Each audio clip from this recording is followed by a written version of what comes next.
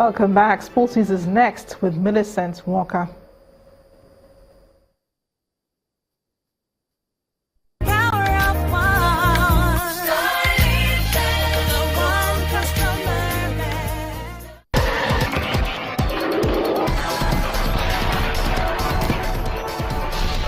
Thanks, Marty. Welcome to Sports News.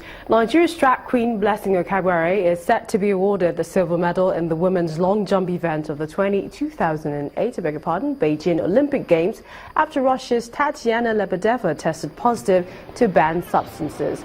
This was confirmed by the International Olympic Committee IOC following an intelligence gathering process that started in August 2015 to curb drug cheats. According to the IOC, Lebedeva was found to have committed an anti-doping rule violation. Okagbare will now get the silver medal. Jamaica's Chelsea Hammond moves up from 4th position to 3rd, while Brazil's Maureen Maggie of Brazil keeps her gold medal.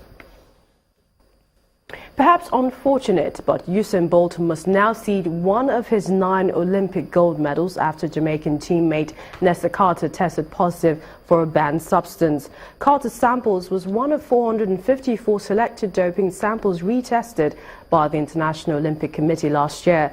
The decision to strip Jamaica of their 4x100 meters title deprives Bolt one of his 9 gold won across 3 games between 2008 and 2016. Carter ran the first leg of the Beijing final as Jamaica set a new world record, a mark they surpassed in London 4 years later.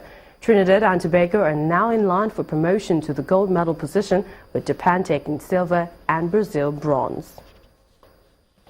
And Abayomi Adebayo scored from the penalty spot in the 90th minute as Shooting Stars forced MFM-FC to a 1-1 draw in one of the games of the Nigeria Professional Football League, decided today at the Adamasingba Stadium in Ibadan.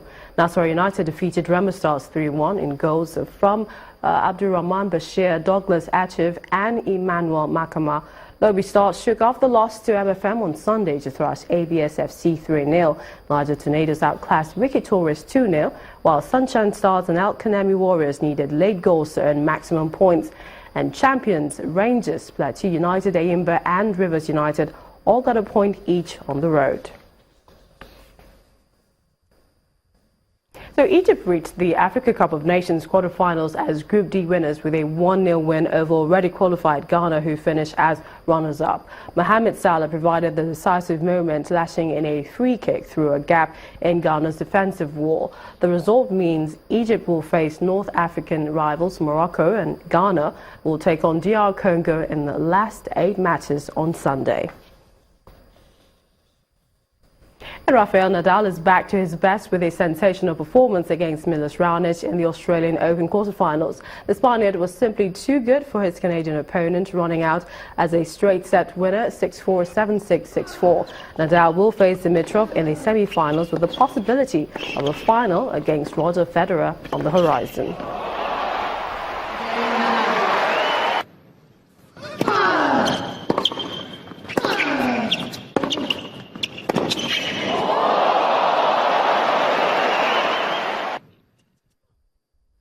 And in the women's category, world number 2 Serena Williams is still on course for her 23rd Grand Slam title after edging out Johanna Konta 6-2, 6-3 to reach the semi-finals of the Australian Open for the 8th time. The 35-year-old American served up 10 aces and from 25 winners over 75 minutes on Rod Laver Arena to join Sister Venus in the last 4, where she will play Croatian Mirjana Lucy-Barone. Williams is seeking her 7th Melbourne Park title, which would assure her of a return to world number 1 in place of ousted champion Angelique Kerber.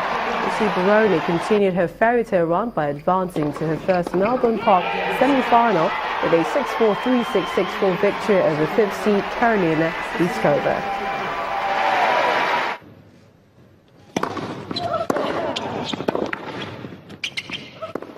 And that's it on Sports News tonight. Many thanks for watching. I'm Millicent Walker. Back to Marati for the rest of the news.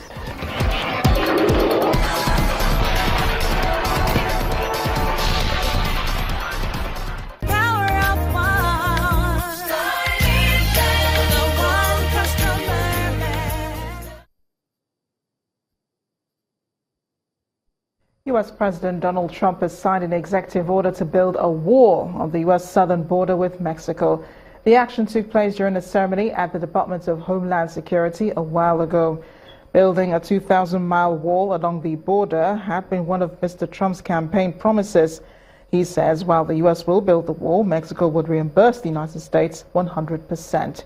Mr. Trump also signed into action an order to stop funding U.S. citizens that harbor undocumented immigrants. He promised to sign an order concentrating extreme vetting of people coming from 7 predominantly Muslim countries in the Middle East and Africa, and is expected to crack down on refugees by halving the number admitted into the United States down to 50,000 and imposing a temporary ban on most refugees.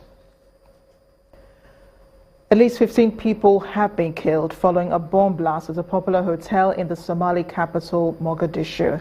Witnesses reported they heard another blast shortly after that gunfire rent the air amidst the chaos.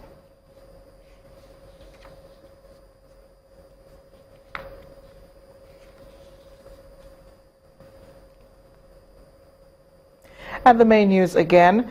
3 suicide bombers and a member of the civilian JTF have been killed in 2 separate attacks in Maiduguri, the Borno state capital.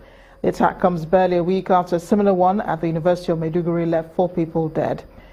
Also today, the Sultan of Sokoto, Alhaji Saad Abubakar III, challenged religious leaders to speak against killings in the name of religion. And U.S. President Donald Trump today made true one of his electoral promises when he issued an executive order for a wall to be built along the southern U.S. border with Mexico. That's the news at 10 tonight. Thanks for watching. I am Amarachi Uvani. Good night.